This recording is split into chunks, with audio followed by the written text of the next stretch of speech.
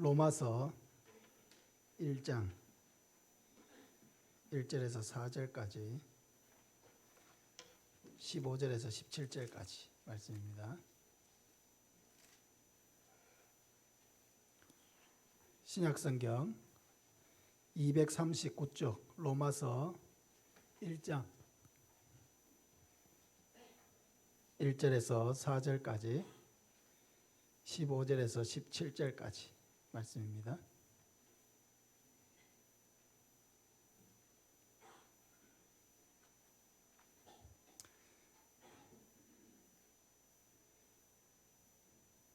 교독하겠습니다. 예수 그리스도의 종 바울은 사도로 부르심을 받아 하나님의 복음을 위하여 택정함을 입었으니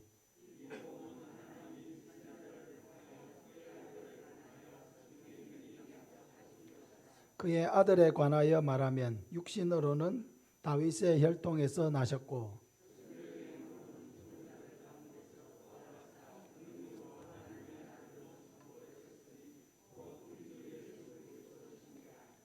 (15절) 그러므로 나는 할 수 있는 대로 로마에 있는 너희에게도 복음 전하기를 원하노라.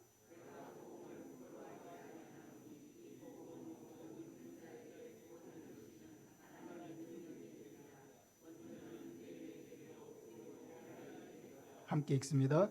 복음에는 하나님의 의가 나타나서 믿음으로 믿음에 이르게 하나니 기록된 바 오직 의인은 믿음으로 살리라 함과 같으니라. 아멘. 할렐루야. 오늘 이 자리에 우리가 함께 모여서 예배드리게 하신 하나님께 찬양과 영광을 올려드립니다. 얼마나 오랜만에 이렇게 한자리에 우리가 모였는지 모르겠습니다. 너무나 기쁘고 행복한 주일입니다. 오늘 저는 내가 복음을 전해야 할 이유라는 제목으로 말씀을 전하려고 합니다. 하나님께서 사도 바울에게 주신 남다른 열정이 있다면 그것은 바로 복음을 전하는 열정이었습니다. 로마 교회는 사도 바울이 세운 교회는 아니었습니다. 바울은 아직 로마를 방문해 본 일이 없고 앞으로 로마에 갈 계획을 가지고 이 로마서라고 하는 편지를 썼습니다. 그럼에도 바울은 주 예수께 받은 사명 그대로 그 복음을 로마에도 전하기 원하는 마음을 숨기지 않았습니다. 그래서 로마서 1장을 우리가 다 읽지는 못했지만 내용을 보면은 바울은 자신이 여러 번 로마를 방문하고자 한 것을 알아달라고 이야기합니다. 바울은 이방인 지역에서도 복음을 듣고 많은 열매를 맺어서 교회가 세워진 것 같이 로마에서도 열매 맺기를 원한다. 로마에서도 복음 전해서 많은 사람들이 예수 믿기를 원한다 하고 말했습니다. 또 자신은 헬라인이나 야만인이나 지혜 있는 자나 어리석은 자에게 내가 다 빚진 자다라고 고백합니다. 빚을 졌다라고 하는 것은 모든 사람들에게 복음 전할 책임감을 나는 느끼고 있다 하는 그런 의미입니다. 그동안 바울의 그런 전도 여정은 대단했습니다. 안디옥 교회의 파송을 받아서 갈라디아 지역에서 복음을 전했습니다. 그리스의 그 마게도냐 지역들, 다시 말하면 빌립보, 데살로니가 또 베레아 지역에서 복음을 전했습니다. 아가야 지역의 도시들 고린도와 아테네에서 복음을 전했습니다. 소아시아 지역의 에베소에서 복음을 전했습니다. 가는 곳마다 하나님의 말씀을 전하고 복음을 전하고 교회들이 세워지고 많은 사람들이 예수를 믿고 주께로 돌아오는 역사가 일어났습니다. 그리고 이제 이 복음을 당시 전 세계의 중심 도시라고 할 수 있는 로마에 전하기를 원하는 것입니다. 그동안 복음을 전하는 여정은 그렇게 쉬운 일이 아니었습니다. 바울은 많은 핍박을 당했습니다. 바울을 죽이기 전에는 먹지도 마시지도 않겠다고 작정한 사람이 40명이나 있었습니다. 감옥에도 여러 번 갇혔습니다. 40에 하나 감한매를 5번이나 맞았습니다. 한 번은 돌에 맞아서 거의 죽을 뻔해서 사람들이 죽은 줄 알고 성 밖에 갖다 버리기도 했습니다. 강도를 만나기도 하고 항해 중에 배가 파손이 되어서 밤낮 구조를 기다리면서 바다 위에 떠 있었던 일도 있었습니다. 여러 번 자지 못하고 또 먹지 못하고 추위와 싸우고 헐벗었습니다. 그런데도 그는 오뚜기처럼 다시 일어났습니다. 어려움 속에서도 이제 바울은 로마에 가서 복음을 전하고 그 후에는 땅끝이라고 여겨졌던 스페인까지 가서 복음을 전하리라고 하는 자기의 계획을 이 로마서에 기록하고 있습니다. 왜 그는 이렇게까지 복음을 전하려고 하는 것입니까? 그렇게 많은 고난을 당하고 어려움을 당하면서도 왜 그는 그토록 이 복음을 모든 사람들에게 전하려고 하는 것입니까? 그것은 이 복음이 모든 믿는 자에게 구원을 주시는 하나님의 능력이 되기 때문입니다. 오늘 본문 16절을 우리 같이 한번 읽겠습니다. 내가 복음을 부끄러워하지 아니하노니 이 복음은 모든 믿는 자에게 구원을 주시는 하나님의 능력이 됨이라. 먼저는 유대인에게요 그리고 헬라인에게로다. 우리 한 번 더 따라합시다. 내가 복음을 부끄러워하지 아니하노니 이 복음은 모든 믿는 자에게 구원을 주시는 하나님의 능력이 됨이라. 할렐루야. 바울의 마음속에 가득했던 확신, 그가 죽을 고비를 수없이 넘기면서도 이 복음 전하는 삶을 포기하지 않았던 이유, 그것은 바로 이 복음이 모든 믿는 자에게 구원을 주시는 하나님의 능력이 된다는 확신, 그 확신이 그의 마음속에 있었기 때문입니다. 이 확신이 저와 여러분의 마음속에도 충만하기를 축복합니다. 그럼 도대체 이 복음이 무엇이기에 이 복음이 모든 믿는 자에게 구원을 주시는 하나님의 능력이 될 수가 있습니까?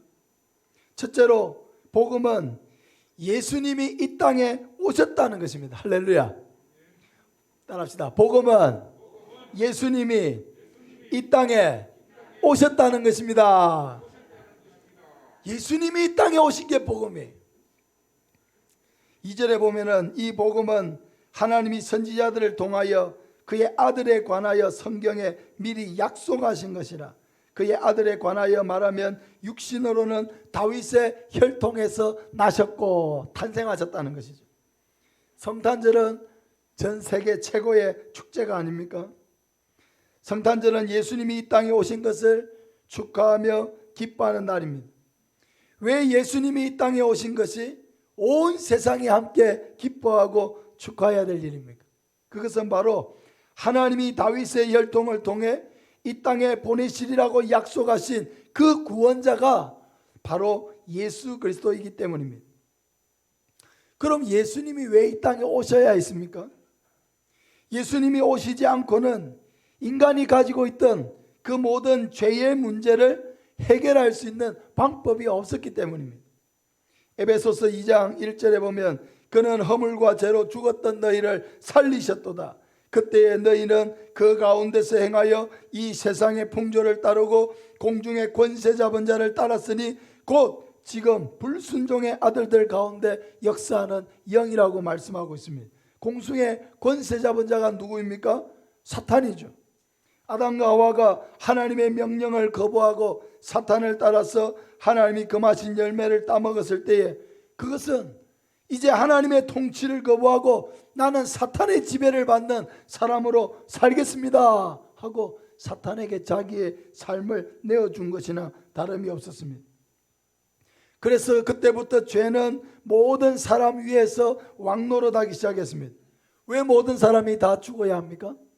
죄 때문이죠. 죄의 싹은 사망이라고 말했습니다. 왜 이 세상이 고난의 세상, 고통의 세상이 되었습니까? 왜 사람들은 선을 행하지 않냐고 더 악을 열심히 행합니까? 죄가 우리 안에 살아있기 때문입니다. 죄가 사람을 지배하기 시작했기 때문입니다. 그 죄의 통치자는 바로 사탄입니다. 사람 중에 완전한 사람이 있습니까? 없습니다. 로마서 3장 10절에 기록된 바 의인은 없나니 하나도 없으며 깨닫는 자도 없고 하나님을 찾는 자도 없고 다 치우쳐 함께 무익하게 되고 선을 행하는 자는 없나니 하나도 없도다고 말씀하고 있습니다. 아무도 완전한 사람이 없습니다. 선한 사람이 없을 뿐만 아니라 온갖 죄악의 지배를 당하는 사람이 되어버렸습니다. 아무리 법 없이 살 것 같던 사람도 그 마음에는 온갖 죄악이 가득합니다. 그러므로 이 세상에는 어느 누구도 다른 사람을 구원할 수 있는 사람은 없습니다. 그럼 이러한 죄인은 어떻게 됩니까? 죄인은 모두 육신의 죽음뿐만 아니라 영원한 죽음, 곧 지옥의 형벌을 받아야 합니다. 성경은 이것을 둘째 사망이라고 했습니다. 육신의 죽음은 첫째 사망, 영원한 지옥의 형벌에 들어가서 영원히 고통받는 것, 이것이 둘째 사망입니다. 죄의 문제를 해결하지 못한 인간의 운명은 바로 이렇게 비참한 것입니다. 그러나 예수님은 이 죄인의 운명을 바꾸어서 하나님의 자녀 되게 하기 위해서 이 땅에 오셨습니다. 예수님은 우리가 받아야 할 죄의 형벌을 대신 받으셨습니다. 하나님은 죄인을 대신해서 십자가에 달린 예수님에게 하나님의 모든 공의의 진노를 쏟아부으셨습니다. 왜냐하면 피 흘림이 없으면 사함이 없기 때문입니다. 예수님은 우리의 모든 죄를 위해서 십자가에서 남김없이 모든 피를 흘리셨습니다. 예수님은 우리가 죄로 말미암아 달려야 할 십자가에 달렸습니다. 나무에 달린 것은 하나님의 저주를 받았다는 상징입니다. 예수님이 십자가에 달렸는데 하나님이 그 모든 저주를 예수님에게 쏟아부었다는 것입니다. 여러분, 그 저주가 원래 누구의 저주입니까? 우리가 받아야 될 저주이죠. 우리가 우리의 죄로 말미암아 받아야 될 그 저주를 하나님이 그 십자가에 달리신 예수님에게 다 쏟아부은 것입니다. 그러므로 예수님의 죽음은 우리의 모든 죄값을 대신 짊어진 대속의 죽음이었습니다.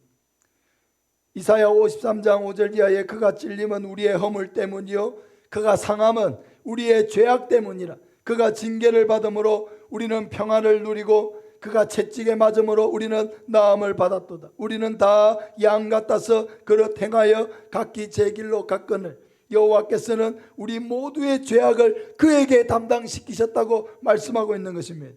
우리의 허물 때문에 예수님이 찔렸습니다. 우리의 허물 때문에 예수님이 고통을 당했습니다. 우리의 평화를 위해서 예수님이 징계를 받으시고 우리를 낫게 하기 위해서 예수님이 채찍에 맞았습니다. 우리는 고집스럽게도 그릇된 길로 갔지만은 그런 우리 모두의 죄악을 하나님은 우리에게 쏟아붓지 아니하시고 예수님에게 다 담당시키셨다는 것입니다. 할렐루야. 이것이 복음입니다. 그래서 예수님이 이 땅에 오신 것이 복음인 것입니다. 예수님이 우리를 위해서 죽으신 것이 복음인 것이죠.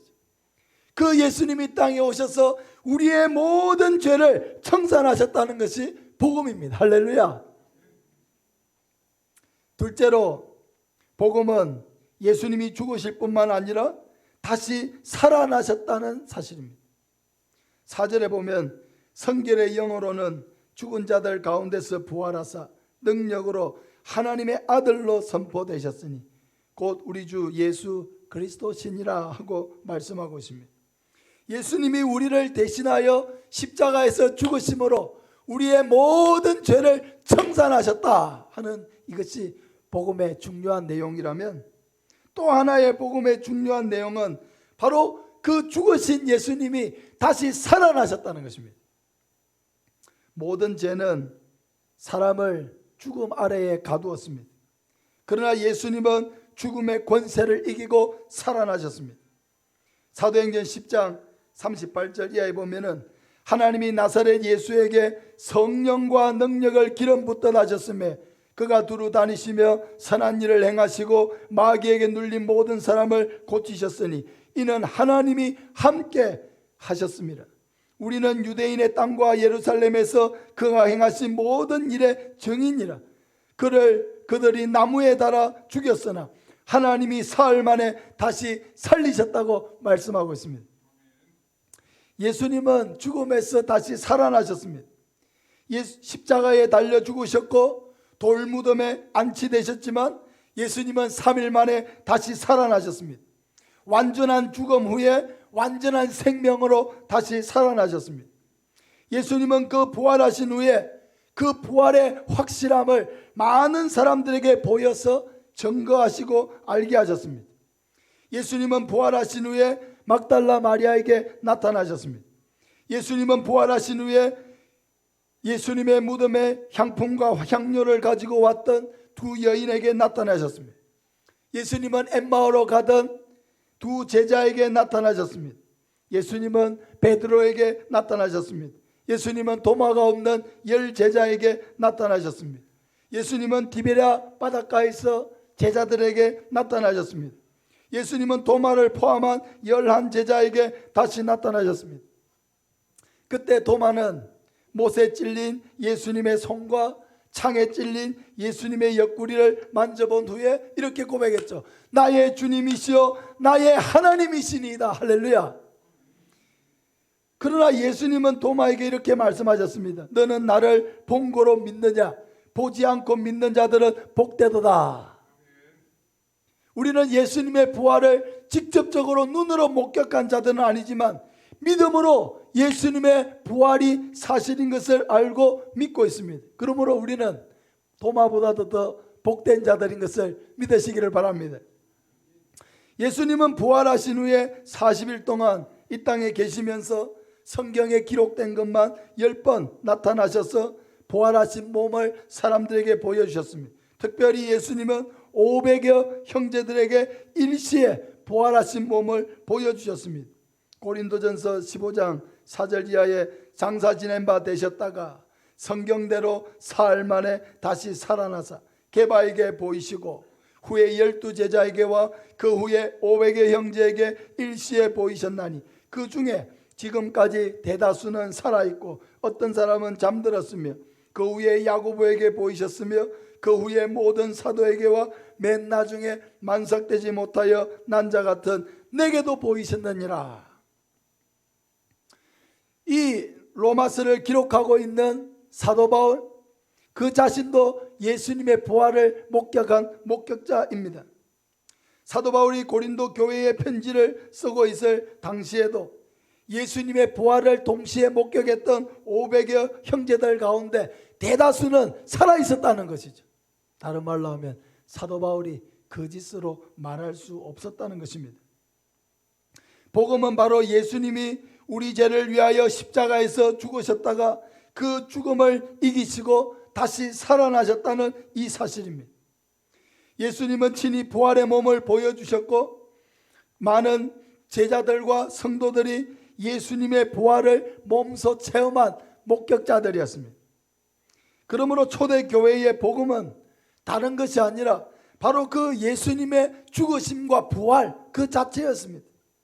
예수님이 다시 살아나셨습니다.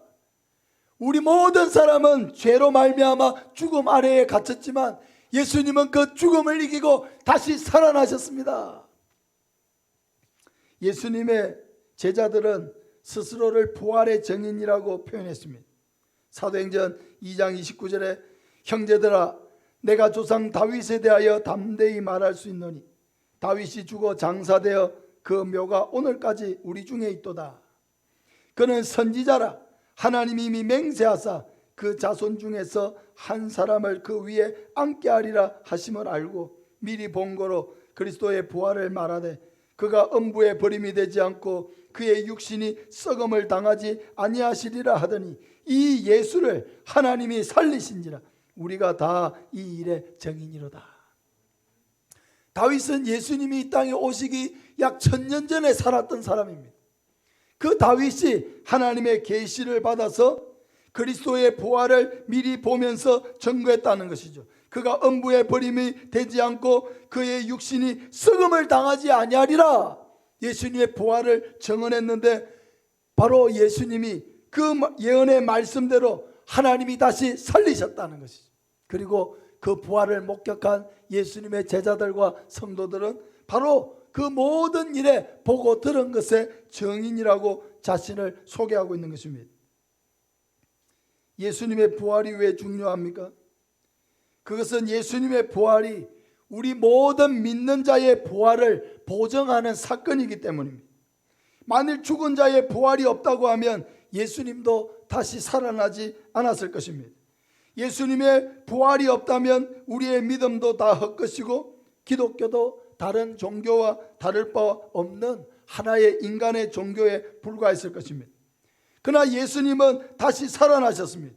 죽음을 이기고 다시 살아나셨습니다. 확실한 많은 증거로 친히 살아계심을 나타내셨습니다. 중요한 것은 예수님이 부활하심으로 말미암아 우리도 부활하게 된다는 사실입니다. 예수님이 완전히 죽으셨지만 완전히 다시 살아나신 것 같이 우리도 완전히 육신으로는 죽을 것이지만 우리 또한 완전하게 다시 부활하여 영원한 하나님 나라에 들어가게 된다는 것입니다. 아담의 범죄로 말미암아 모든 사람이 죄 아래 죽음에 이르게 되었지만 예수님 안에서 모든 사람이 부활의 생명, 영원한 생명을 누리게 될 것을 믿으시기를 바랍니다. 요한복음 11장 25절 이하에 예수께서 이르시되 나는 부활이요 생명이니 나를 믿는 자는 죽어도 살겠고 무릇 살아서 나를 믿는 자는 영원히 죽지 아니하리니 이것을 내가 믿느냐? 믿습니까? 고린도전서 15장 21절에 사망이 한 사람으로 말미암았으니 죽은 자의 부활도 한 사람으로 말미암는도다. 아담 안에서 모든 사람이 죽은 것 같이 그리스도 안에서 모든 사람이 삶을 얻으리라. 세상의 종교는 죄를 씻어주지 못합니다. 세상의 종교는 사람에게 영원한 생명을 주지 못합니다. 세상의 종교는 우리에게 부활을 주지 못합니다. 왜냐하면 세상의 종교는 죄인이 만든 종교요, 인간의 한계 속에서 만들어진 종교요, 사람이 어디서 와서 어디로 가는지 알지 못하고 만든 종교요, 도덕적인 종교에 불과하기 때문입니다. 그러나 기독교는 죄인을 구원하고 부활시켜 영원한 천국으로 인도하기 위하여 창조주 하나님이 계시하신 복음인 줄로 믿으시기를 바랍니다. 그러므로 사람이 만든 종교가 사람을 구원할 수 있습니까? 없습니다. 종교의 창시자들이 사람을 구원할 수 있습니까? 결단코 없습니다. 모태 불교로 태어나서 40년간 불교에 몸담아 살면서 중이 되기도 하고 불교를 믿고 가르쳐온 김성아라고 하는 분이 있습니다. 이분은 불교계에서 대단히 인정을 받고 대한불교 정토종 교육국장, 포교국장까지 했던 사람입니다. 불교에 대한 남다른 열정이 있어서 매년 불교 전문가 1000명을 길러내기만 하면 이 기독교가 득세하는 대한민국을 이길 수 있다고 그렇게 열심을 가졌던 사람입니다. 그래서 불교 대학을 만들어야 되겠다. 그래서 불교 전문가 1000명을 길러내야 되겠다. 그런 포부를 가졌던 사람이에요. 그런데 이분이 예수님을 믿고 목사가 되었습니다. 부모 때로부터 불교였고 뼛속까지 오직 평생을 불자로 살아온, 또 성녀로 살아온 이분이 왜 예수님을 믿게 되었을까요? 불교대학을 설립하기 위해서 동분서주하던 중에 불교계의 내분과 그런 정치 문제에 휘말려서 졸지에 이분이 교도소 신세를 지게 되었습니다. 그러나 교도소에서도 날마다 불경만 빌려서 볼 정도로 그렇게 불심이 대단했습니다. 그런데 어느 날 교도관이 신청도 하지 않은 신약 성경을 한 권 넣어주었습니다. 그래서 그는 우연히 그때부터 성경을 읽기 시작했는데 성경을 읽고 나가다 보니까 그동안 그렇게 알고 싶었던 생사 문제, 인간의 죽고 사는 문제에 대해서 너무나 쉽게 기록되어 있는 것을 보고 충격을 받게 됐습니다. 무엇보다도 사람의 죽음에 대한 예수님과 석가모니의 반응이 너무나 상반된 것에 충격을 받았습니다. 그가 불경에서 읽었던 아주 잘 아는 이야기가 있었는데 그 이야기가 성경에 너무나 비슷한 이야기가 있었다는 것이죠. 옛날 구시라 성의 시디림에서 한 젊은 가부가 통곡을 하고 있었습니다. 그 길을 지나던 석가모니가 그 사유를 물으니까 병중에 아들이 죽어가고 있는데 제 아들을 좀 살려달라고 애원을 했습니다. 그래서 석가모니가 이렇게 말합니다. 마을에 가서 한 사람도 죽지 않은 집을 찾아서 그 집에 쌀을 한 줌씩 얻어다가 죽을 끓여 먹으면 살릴 수 있을 것이다. 그래서 이 어머니가 그 말씀에 소망을 품고 마을로 가서 한 사람도 죽지 않은 집을 찾기 시작했습니다. 이 집 저 집 온 마을을 다 뒤졌습니다. 근데 여러분, 있었겠습니까? 한 사람도 죽지 않은 집이 있었겠습니까? 없었겠죠. 그래서 그는 온 종일을 찾고 돌아와서는 아무리 찾아도 그런 집이 없습니다 하고 말했습니다. 그때 석가모니가 이렇게 말합니다. 자매여, 생자 필멸이라. 사람은 나면 반드시 죽는 것, 인연따라 일어나 인연따라 없어지는 것이니 너무 슬퍼할 것이 없느니라.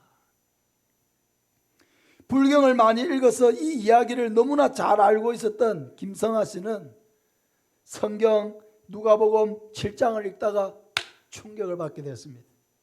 누가복음 7장에 예수님이 나인성이라고 하는 그 성에 가까이 가고 계셨을 때에 한 과부의 아들이 죽어서 장례를 치르기 위해 상녀를 맨 사람들이 마을에서 나오고 있었습니다. 그때 예수님은 과부를 보시고 불쌍히 여기시고 울지 말라고 위로하셨습니다. 만약에 여기서 이렇게 울지 말라 하시고 그 과부를 위로하는 것으로 끝났다고 하면은 예수님도 석가모니와 다를 바 없었을 것입니다. 그런데 예수님이 어떻게 하셨습니까? 상녀를 맨 사람들에게 가까이 가시고 그 과부의 아들이 죽어서 누워있는 그 관에다가 손을 대시고 그 누워있던 청년을 향해서, 완전히 죽어있는 청년을 향해서 말씀하셨습니다. 청년아, 일어나라! 청년아, 일어나라! 예수님이 그 완전히 죽어있는 그 청년을 향해서 말씀을 선포하셨습니다. 그때 그 청년은 예수님의 말씀에 죽었던 자가 살아나서 일어나 앉았습니다. 죽은 자가 예수님의 말씀에 살아난 것입니다. 그리고 예수님은 그 죽은 아들로 말미암아 완전한 절망에 빠져있는 그 어머니에게 살아난 아들을 주심으로 완전한 위로를 주셨습니다. 김성하 씨는 이 말씀을 읽다가 석가모니는 사람의 죽음에 대해서 순리를 말할 수밖에 없는 인간에 불과하지만 예수님은 죽은 자를 살리시는 분이라는 것을 깨닫게 되었습니다. 불교는 죽은 사람에 대해서, 그 죽음에 대해서 순리를 따르라고 말하지만 예수님은 죽은 자를 살리시고 우리에게 부활의 소망을 주시는 분이라는 것을 깨닫게 되었습니다. 죽음을 순리라고 가르치지만 죽음의 이유를 알지 못하고, 죽음을 순리라고 가르치지만 죽음을 그 진정한 위로를 주지 못하는 것입니다. 그러나 기독교는 죽음은 죄의 결과라고 분명히 말합니다. 뿐만 아니라 죽음을 이기고 영원히 살 수 있는 길을 가르쳐 주십니다. 그가 한평생을 불자로 성녀로 살아오면서 이제 오늘부터 내가 예수를 믿겠다, 그렇게 말하는 것이 그렇게 어려웠다는 거예요. 왜? 자기가 대단한 불교인이기도 하고 많은 사람들이 자기를 보고 지금 불교에 이렇게 따라가고 있는데 자기가 갑자기 이렇게 진리를 깨닫고 예수를 믿게 되면 어떻게 될 것인가, 그런 걱정이 되었다는 거죠. 그러나 그는 결단을 하고 이제 더 이상 진리가 아닌 것을 버리고 사람의 종교를 버리고 예수님의 부활을 믿고, 믿을 뿐만 아니라 하나님께서 그를 목사가 되게 하셔서 많은 불교인들과 성녀들을 전도하는 사람으로 사용하셨습니다. 요한일서 5장 11절에 또 증거는 이것이니 하나님이 우리에게 영생을 주신 것과 이 생명이 그의 아들 안에 있는 그것이니라. 따라합시다. 아들이 있는 자에게는 생명이 있고 하나님의 아들이 없는 자에게는 생명이 없느니라. 내가 하나님의 아들의 이름을 믿는 너희에게 이것을 쓰는 것은 너희로 하여금 너희에게 영생이 있음을 알게 하려 함이라. 할렐루야. 누구에게 영생이 있다고요? 아들이 있는 자. 그 아들을 그 아들 예수 그리스도를 나의 주님으로 모셔드린 사람, 그 사람에게는 생명, 영원한 생명이 있고, 다른 말로 하면 부활이 있고, 그 아들을 믿지 않는 자는 영원한 생명이 없다는 것입니다. 사랑하는 여러분, 오직 예수님 외에 어느 누구도 우리에게 영원한 생명을 주실 분이 없다는 것을 믿으시기를 바랍니다. 이것이 복음입니다. 죄인이 용서받을 수 있는 길이 있다는 것이 복음입니다. 지옥이 아니라 영원한 천국에 갈 수 있다는 것이 복음입니다. 인간의 죽음으로 끝이 아니라 영원한 하나님 나라에 들어갈 수 있고, 우리의 죽은 육신이 다시 예수님처럼 부활하여 영원한 하나님 나라에서 살게 된다는 것이 복음입니다. 예수님은 바로 이 복음 되시기 위해 이 땅에 오셨고, 복음 되시기 위해 죽으셨고, 복음 되시기 위해서 다시 부활하신 것입니다. 그렇다면 우리가 복음을 전해야 할 이유도 분명합니다. 이 땅을 살아가는 우리의 가족들, 우리의 이웃들, 우리의 사랑하는 친구들, 이 세상이 끝이 아니라 죽은 이후의 삶이 있고, 부활의 삶이 있고, 죄 용서의 길이 있다는 것을 전해야 하지 않습니까? 진리를 깨달았으면 그 진리를 말해야 하지 않습니까? 나는 살아났는데 죽음의 길을 여전히 걸어가고 있는 자들을 보면서 못 본 척하면서 살아갈 수 있습니까?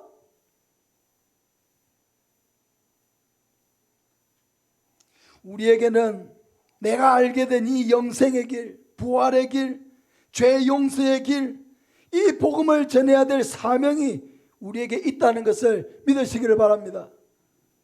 하나님은 오늘도 모든 사람이 구원을 받으며 진리를 아는 데 이르기를 원하십니다. 예수님은 제자들에게 가서 모든 민족을 제자로 삼으라고 명령하셨습니다. 이 복음의 진리를 우리 자신이 바로 깨닫고, 이 복음의 진리를 우리가 누리면서 나와 같은 자를 하나님께서 사랑하여 이 큰 구원의 은혜를 나에게 주신 것을 기억하고, 이제는 나를 보내서 이 복음 전하게 하시는 은혜에 감사하면서 복음의 일꾼된 사명을 충성되게 감당해 나가는 저와 여러분 되시기를 예수님의 이름으로 축복합니다. 우리